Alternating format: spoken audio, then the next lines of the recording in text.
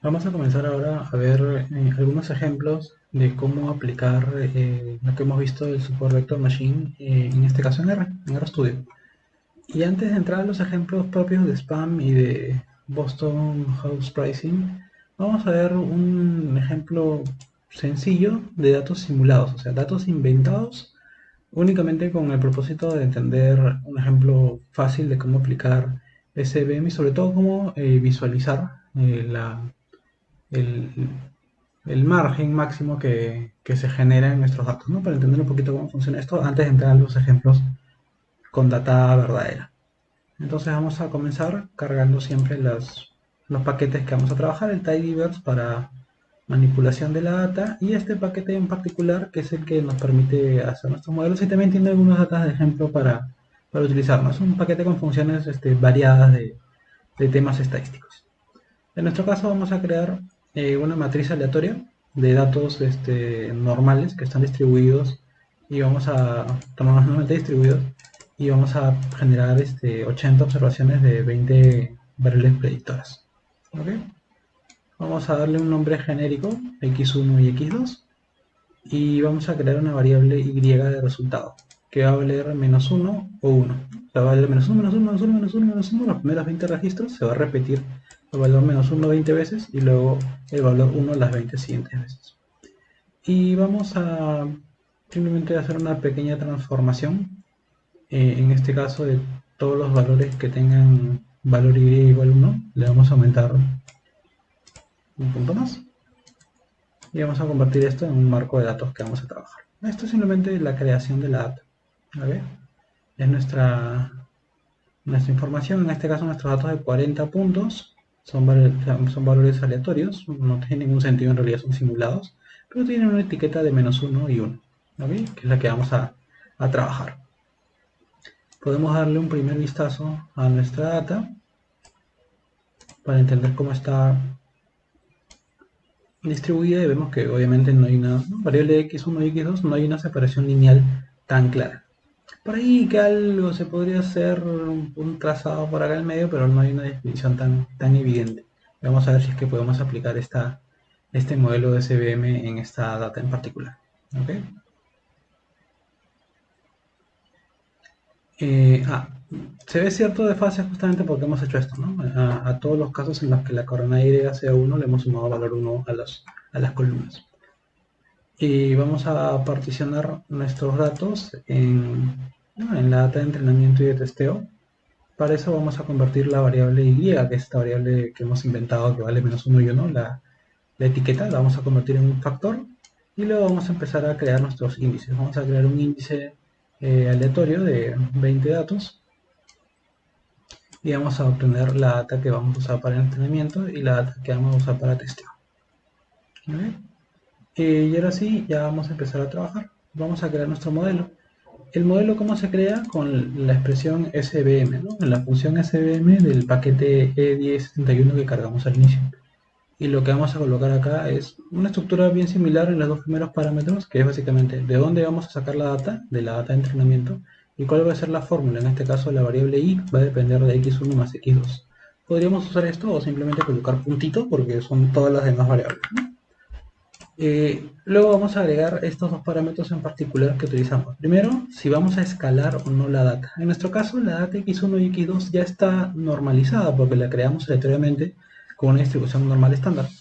Y por eso le colocamos falso, porque no es necesario estandarizar los valores. Pero en realidad, si la data no hubiera estado así generada, si no hubiera sido data real, no sé, metros, edad, tiempo y otras cosas más, sí sería bueno estandarizar la data para que sea comparable, porque este método, como te mide vectores de los puntos, módulos de los vectores, te coloca una fórmula de punto de producto escalar, sí puede verse influenciado por la escala de los datos. Entonces, conviene en muchos casos colocar acá verdadero.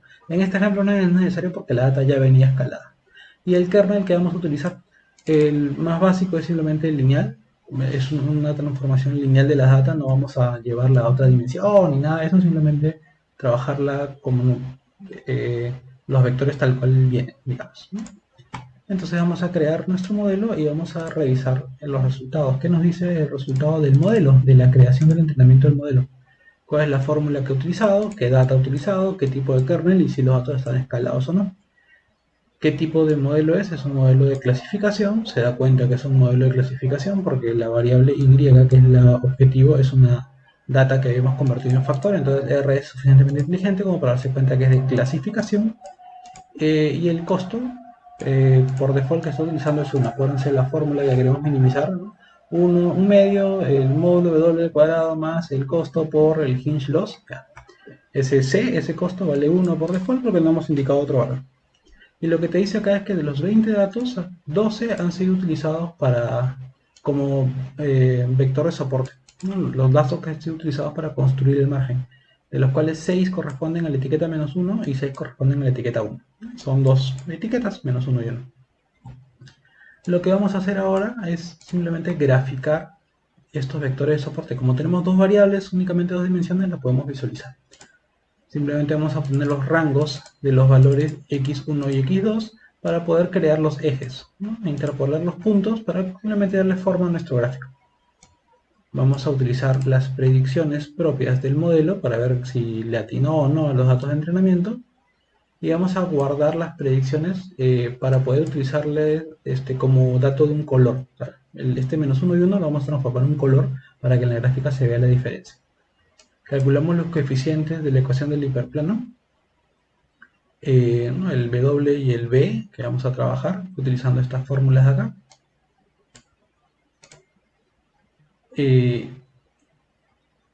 Vamos a crear este beta, viene a ser el W, que es el vector normal al hiperplano, y este de acá es el B, ¿no? Porque acuérdense que es W producto punto con X más B. Este es el B, y esta es la fórmula del beta, ¿no? Obtenemos los coeficientes del modelo y nos quedamos con la cantidad de componentes que corresponden justamente en este caso a las dos variables que se van a trabajar o que están utilizándose como predictoras. Que vamos a crear una ventana para visualizar y luego vamos a plotear. Este ploteo no vamos a entrar en mucho detalle porque solamente para este ejemplo básico lo que va a hacer es simplemente decir, haz un gráfico de tipo punto de dispersión y utilizando la data que hemos grabado en esta variable de colores respecto a los ejes X y X2, píntame el color de acuerdo al factor que corresponde a la etiqueta Y. Vamos a añadir los puntos verdaderamente sobre nuestro esqueleto de gráfico y vamos a marcar, ¿no? O resaltar aquellas observaciones que son de soporte, de vector soporte, y vamos a añadir las rectas propias del hiperplano y los márgenes. Y vamos a ver cómo queda nuestro gráfico y qué tan entendible es. Si corremos esto de acá, tenemos esto que ustedes ven, ¿no? Que es el margen, los márgenes, perdón, que están acá punteados, y la línea propia de nuestro modelo, del Support Vector Machine. Los colores verde y rojo son cada una de las clases, y lo que está pintadito en recuadro negro son los datos que fueron utilizados como vector de soporte. Como es una data inventada, así medio forzada, no va a ser una separación tan perfecta. Van a haber datos bien separados, como estos verdes de acá, o estos rojos de acá. Van a haber datos mal clasificados, como este rojito que está intruso acá, y datos que están peligrosamente cercanos a la barrera, como estos verdes de acá. Podemos pedirle que nos indique qué observaciones ¿no? Acuérdense que eran 12 observaciones utilizadas como vectores de soporte, que nos muestre, en este caso, los datos que he usado para entrenar, que haga las predicciones sobre la data de entrenamiento, que nos diga cuáles son las predicciones, grabe los valores observados y cree la matriz de confusión. Y tenemos esto acá, qué valores se observaron como -1 y 1, qué valores se predijeron como -1 y 1 y qué tanto acertamos. Y podemos calcular también un nivel de acierto. En este caso el nivel de acierto de nuestra data es de un 80%. En esta data inventada tiene medianamente decente.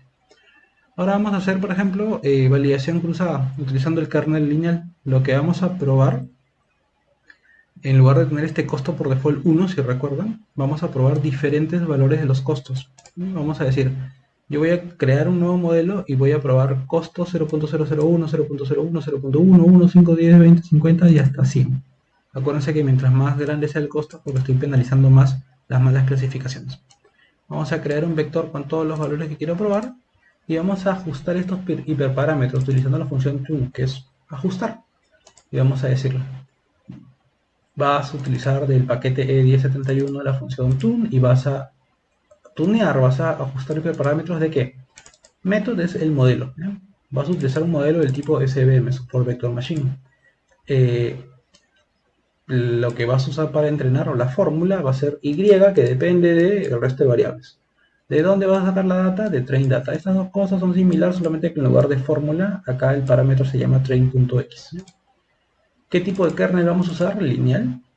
¿Y qué parámetros vamos a evaluar o jugar? En este caso vamos a jugar con este parámetro, el costo, ¿no? El valor C del costo. No va a tomar ningún valor fijo, sino que lo que va a tomar es este vector en total, para que justamente esta función tune empiece a probar diferentes valores del costo y me diga cuál es la mejor combinación. Creamos esto acá y ya podemos pedirle que nos muestre los resultados. Y en este caso mostrar los resultados los que nos dicen. Se ha usado un método de validación cruzada con K10 y el mejor parámetro encontrado ha sido cuando el costo vale 0.1, que está acá. Y el error con la métrica que maneja internamente esta función es de 0.2, el error mínimo, digamos. Entonces, cuando el costo vale 0.1, es donde se tienen mejores resultados. Podemos acá graficar nuestro mejor modelo, digamos, y nos va a decir cómo varía el error respecto a cómo varía el costo. Y acá vemos que el punto mínimo es justamente en este punto inicial, cuando el costo vale 0.1. Lo podemos ver acá gráficamente, lo podemos ver en esta tablita que nos bota, ¿no? Vamos a pedirle al modelo que nos haga las predicciones y creamos nuestra matriz de confusión. Y podemos pedirle también que nos bote el nivel de acierto. En este caso también queda un 80%, porque es una data inventada pequeña, digamos, no hay mucho jugo por sacarle. Pero es una forma que podemos utilizar para probar diferentes valores, en este caso del parámetro costo. Así, habiendo pasado esta intro, ya vamos a ver ejemplos con data verdadera. Vamos a comenzar el ejemplo con clasificación de spam, con el SVM tal cual, y luego vamos a usar lo mismo pero con el paquete MLR. Y después vamos a repetir ese procedimiento, pero ahora con un regresor sobre el modelo de Boston de House Pricing, también con el SVM usual, digamos, y luego acompañado con las optimizaciones de hiperparámetros a través de MLR y los aprendices, las tareas y los objetos que ustedes ya conocen.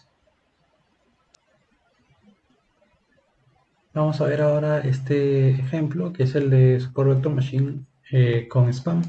Y en este caso es un modelo que va a tratar de clasificar los correos recibidos, si es spam o es un correo no spam, considerando varias decenas de variables que tienen que ver con cantidad de veces que se repiten ciertos términos en particular, secuencias con mayúsculas, ¿no? De letras mayúsculas consecutivas, y algún tipo de métricas que normalmente te pueden servir para detectar si un correo termina siendo basura o no.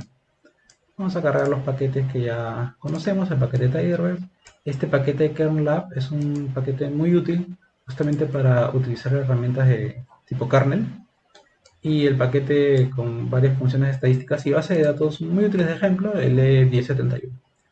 Vamos a cargar nuestro dato, en este caso utilizando el paquete de KernLab, vamos a cargar la data que se llama spam. Esta data spam, que la vamos a transformar en un table más fácil de manejar, tiene 58 variables y tiene, como les digo, la frecuencia relativa de las veces, ¿no? de cuántas veces se repite la palabra make, address, all, hour, over, remove, internet, etcétera, etcétera. Un montón de palabras que suelen estar presentes en un correo tipo spam. Y, y como les digo, algún tema de secuencias de mayúsculas, caracteres en particular, punto y coma, los corchetes, paréntesis, que también suelen repetirse mucho en correos basurita. Vamos a ver un poco la data, a partirla en este caso en entrenamiento y en testeo. En este ejemplo en particular vamos a usar 2/3 de datos para entrenar y 1/3 para testeo. La de siempre, ¿no? Vamos a crear un vector con la función sample del tamaño 1 hasta la cantidad de filas, que son 4600, y lo vamos a partir con este ratio de 2/3. Este vector de índices nos va a servir para dividir nuestra data entre data de entrenamiento, que van a ser 3000 datos, y data de testeo. que van a ser 1500 datos. Y ahora sí vamos a hacer nuestro primer modelo Support Vector Machine. ¿Cómo hacemos? La función SVM del paquete E1071. Y le decimos, ¿no? La data que va a usar va a ser train data. La fórmula que va a usar es la columna type dentro de las 58 variables de nuestra data. Si ustedes ya la revisan con cuidado o leen la documentación, hay una de las variables es type, que finalmente termina siendo spam o no spam. Dentro de toda esta seguidilla de variables, hay una en particular que es type, que te dice si la data es spam o no spam. Y esa es la que vamos a utilizar para hacer nuestro modelo.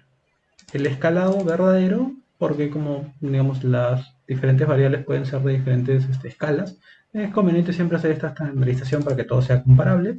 Kernel lineal, no vamos a complicarnos la vida. Tipo, clasificación y el costo 1, el C1 para la penalización. Acá le decimos explícitamente que es clasificación.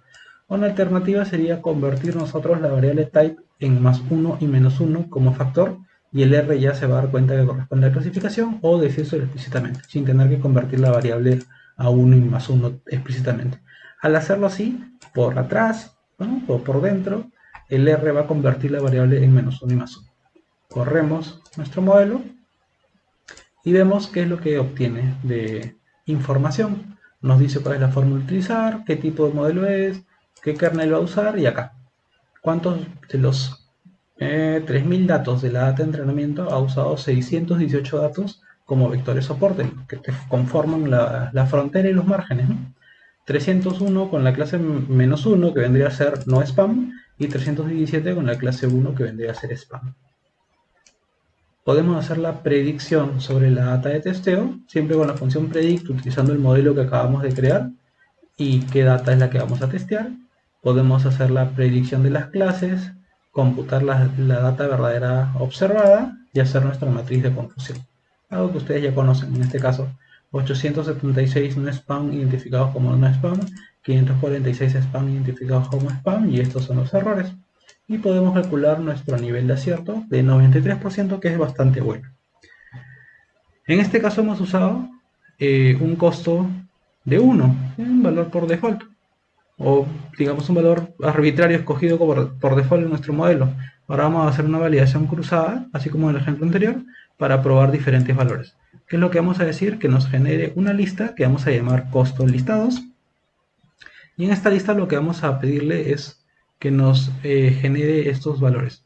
Un valor, una lista que vaya de 10 en 10 en esta secuencia, ¿no? Del valor 10 hasta el valor 100 de 10 en 10, digámoslo así. Que comienza con el valor 1, coma, y los siguientes valores va a ser una secuencia de 10, 20, 30, 40, 50 hasta 100. ¿Y qué es lo que tenemos creado acá? ¿No? 1, 10, 20, 30, 40, 50, 70, 80, 90 y la última 100. Y lo que vamos a decirle es que vamos a crear un modelo que se va a llamar SPAN, o una serie de modelos, ¿no? De validación cruzada, que se llama SPAN MBS Link CB, utilizando la función TUM. Acuérdense que TUM, para esta paquete en particular, lo que nos permite es optimización de hiperparámetros. ¿Qué le decimos? ¿Qué tipo de modelo es? Un modelo SVM. ¿Cuál es la data, o cuál es la fórmula, perdón, que vamos a usar? Que el tipo, la columna tipo, dependa de todo lo demás. ¿De dónde vamos a sacar la data? De train data. ¿Qué tipo de kernel? Lineal. ¿Qué parámetros queremos modificar? Justamente el parámetro costo. ¿Qué valor va a tener el parámetro costo? Lo que diga esta lista de acá. ¿Y qué método vamos a usar? Porque podemos usar diferentes métodos de validación cruzada. En este caso en particular, el método que vamos a utilizar es el de validación cruzada con k-faults, ¿no? Con 5 particiones en este caso. Acá podríamos usar holdout y un montón de otras cosas más.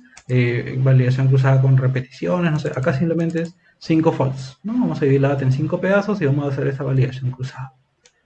Corremos todo esto acá y podemos, ¿no? Esperamos unos segundos a que corra nuestro modelo y luego podemos empezar a revisar los resultados.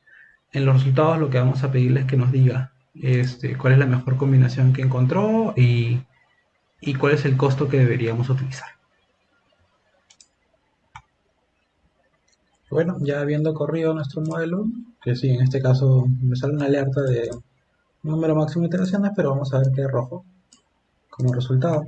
¿Qué me dicen? De que el mejor valor del costo encontró no era cuando el costo valía 1, sino encontró que el mejor caso es cuando el costo vale 80, cuando la penalización vale 80. Entonces ahora sí, con esta penalización 80 vamos a hacer nuestro gráfico. Y acá vamos a graficar justamente los diferentes valores del costo y cómo ha ido disminuyendo el error y llegamos a un punto óptimo que es cuando el costo vale 80 se encuentra el menor error posible. Podemos hacer las predicciones con el mejor modelo dentro de estos modelos de validación cruzada, o sea, el modelo con el costo valor 80. Hacemos las predicciones, calculamos a tabla la matriz de confusión y nuestra métrica vale 92% en este caso. Vamos a hacer un segundo modelo y en este caso va a ser un segundo modelo ahora con un kernel polinomial, ya no lineal sino polinomial. Le vamos a dar más libertad y ahora vamos a coger el costo 80 que fue el mejor costo que nos salió en el caso anterior para ver si al cambiar de kernel de repente nuestro modelo ahora es más flexible. Le estamos dando una dimensión más, ¿no? Acuérdense del tema de kernel que vimos también en la clase. Y acá tenemos los datos, ¿no? En 605 datos han sido usados como vector soporte. Vamos a hacer nuestras predicciones con este nuevo kernel. Vamos a ver cómo queda nuestra matriz de confusión y cómo queda nuestro ratio. Y subió un poquito al 93%. Igual acá vamos a hacer una validación cruzada con el kernel polinomial. Vamos a jugar con el valor de costo, ahora de 10 en 10 hasta 100, y además vamos a añadirle un parámetro extra. Como en el kernel polinomial es básicamente x, bueno, el xy con el xj, pero elevado a la algo, al grado del polinomio, vamos a probar estos valores, ¿no? Polinomio grado 1, que sería el mismo lineal, polinomio grado 2 y polinomio grado 3. Vamos a ver si jugando con estos parámetros, el valor al cual se está elevando el polinomio mejora nuestro modelo. ¿Y qué vamos a hacer? Vamos a crear nuevamente una serie de modelos de validación cruzada con la función tune, donde le decimos usa SVM, la data de entrenamiento, vas a tratar de predecir la variable tipo en función de todas las demás, el kernel va a ser polinomial y la serie de parámetros que vas a editar son el costo, utilizando esta lista que estamos definiendo, y el parámetro grado, usando esta lista. Como es polinomial, tiene sentido utilizar este tipo de parámetro. Si no, no tendría sentido utilizar el degree va cuando es polinomial. Y nuevamente que vamos a usar validación cruzada con un k-fold de 5. Y vamos a correr nuestro modelo y esperar resultados.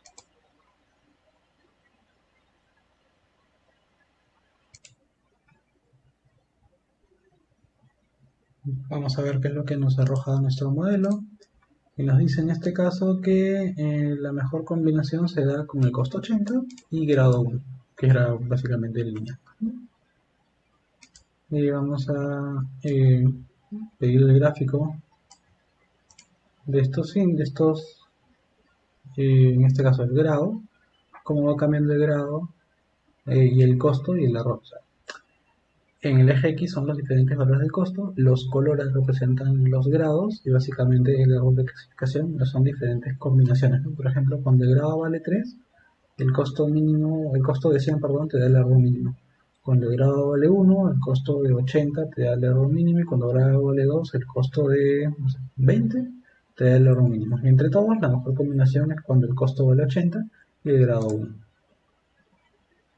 Hacemos las predicciones, corremos nuestro acierto y termina siendo 93% porque nos arroja un grado 1, que básicamente es la línea. Ahora vamos a ver un tercer modelo. En este caso vamos a hacer un kernel radial, ¿okay? El RBF de clasificación, nuevamente con un costo 80. El parámetro a usar en este kernel es el gamma. El gamma, acuérdense que era cuando hacemos el radial, le hacíamos, había un factor de e a la menos 1 entre 2 sigma cuadrado por x módulo al cuadrado, ya. Ese 1 entre menos 2 sigma, ese es el gamma. Vamos a correr nuestro modelo, nos dice cuántos datos se usados como vector de soporte, etcétera, etcétera, y podemos hacer las predicciones. Hacemos las predicciones y medimos el nivel de acierto de este modelo con kernel gamma y llegamos a un 93%. También es un tema de redondeo, pues, ¿no? Porque acá tenemos el resultado, ¿no? Miren cómo comenzamos, 92%, ya que es un poquito mejor con el redondeo a favor, digamos, ¿no? Los parámetros que vamos a jugar nuevamente van a ser parámetros de costo y acá vamos a probar diferentes valores de gamma. Y nuevamente corremos esto acá. Vean que cambia. Cambiamos el kernel, es radial. Y los parámetros que vamos a jugar son los costos, pero ya no el degree, ya no el grado del polinomio, sino el parámetro gamma, que es este factor que se utiliza en el kernel radial. Vamos a correr esto acá y vamos a esperar a ver qué es lo que nos arroja nuestro modelo con validación cruzada. Ya corre nuestro modelo y vamos a ver qué nos dice. En este caso nos arroja que el mejor parámetro se da cuando el costo vale 30 y gamma vale 0.01. Nuevamente, si queremos, podemos ver la tabla que nos arroja o podemos hacer esta revisión visual, donde nos da diferentes combinaciones de gamma, diferentes colores y los costos asociados y el error que se va obteniendo. Y se observa justamente que la mejor combinación es este punto de acá, que es el error de clasificación mínima cuando el costo vale 30 y el gamma vale 0.01. Entonces vamos a hacer las predicciones con esos valores y vamos a medir el ratio de acierto. Y en este caso nuestro ratio de acierto mejora un poquito más a 93.15%. Y así podemos seguir probando, en este caso con la sigmoide. La sigmoide, en este caso vamos a cambiar también los parámetros gamma, es el ajuste de la sigmoide. Si ustedes revisan las diapositivas van a ver que este tangente hiperbólico y por un factor gamma, y en este caso también vamos a correr y obtener los resultados. Vamos a correr todo de golpe con la sigmoide para ver cómo queda nuestro modelo.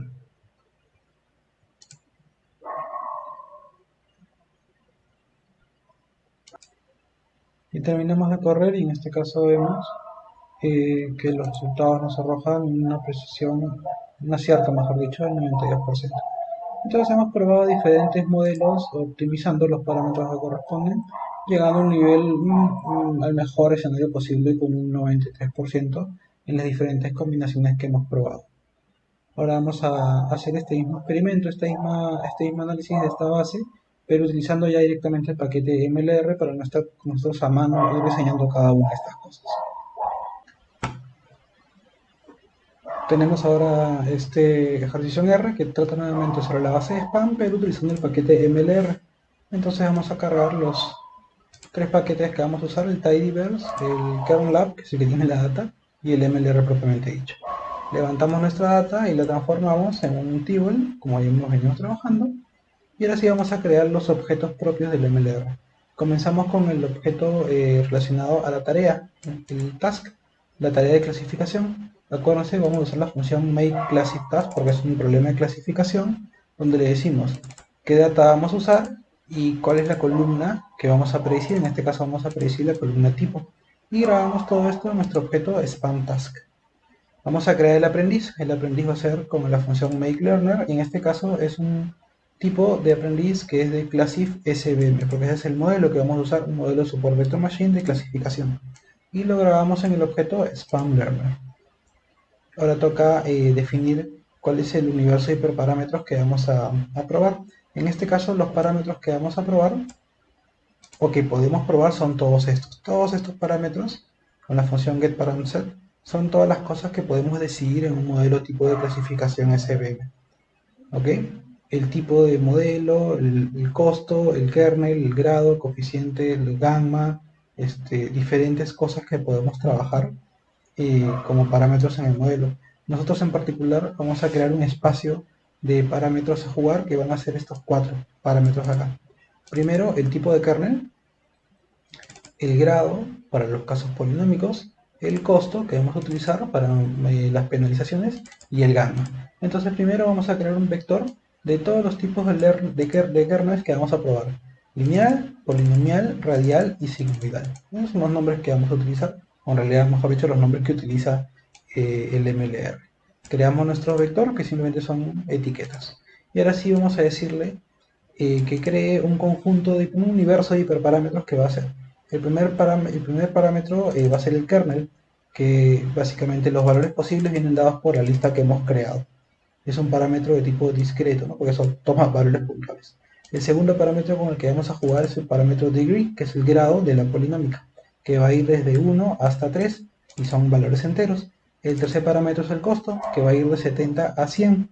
y toma un valor numérico, porque puede tomar cualquier número entre ese valor. Y el último parámetro va a ser el gamma, que va a ir de 0.001 hasta 0.005 y también puede tomar cualquier valor. Esto acá es mi universo de parámetros a jugar. Y lo que tenemos que decirles es cómo va a buscar los parámetros. Acuérdense que puede ser búsqueda exhaustiva, donde básicamente hace todas las combinaciones posibles de estos valores, barre todas las opciones pero se demora un montón. O podemos hacerle búsqueda aleatoria, en que de forma aleatoria, tal cual su nombre, va a empezar a probar diferentes combinaciones dentro de estos rangos.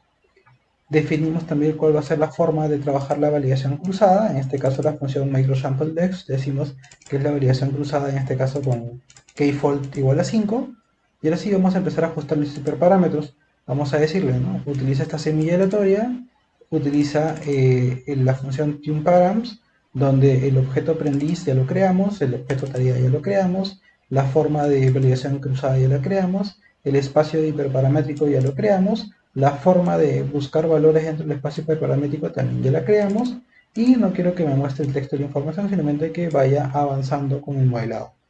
Le damos a dar run para que el MLR empiece a trabajar y encuentre los mejores parámetros para esta data en particular.